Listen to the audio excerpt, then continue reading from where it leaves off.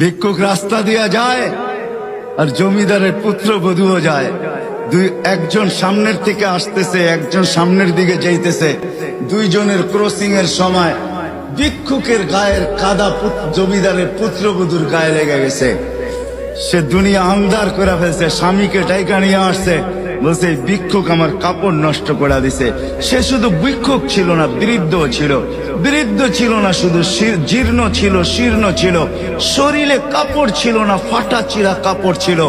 পায়ে জুতা ছিল না, পেটে ভাত ছিল না। জমিদারের পুত্র সইতে পারে নাই, যৌবনী শক্তি সয় তো সয় কি কইরা। তার স্ত্রীর গায়ে ভিক্ষুকের কাদা, বস সমগ্র শক্তিকে হাতে জমা করা, একত্র করা বৃদ্ধের গালে বসায়। বৃদ্ধ কিচ্ছু বলে নাই, শুধু উপরের দিকে তাকায় দুই তিনটা শব্দ উচ্চারণ করছেন। শব্দগুলা হলো ইয়া মাল্লাহ তারা হলো ওয়ুন, ও আল্লাহ চোখে দেখা যায় না। ও তারা কুল্লা শাই, তুই সব দেখিস। ফারা তারা মা বি, তুই কি দেখিস না আমার সাথে কি ঘটতেছে, এটা কি দেখিস না? বলতে দেরি যুবক, মরতে দেরি হয় নাই।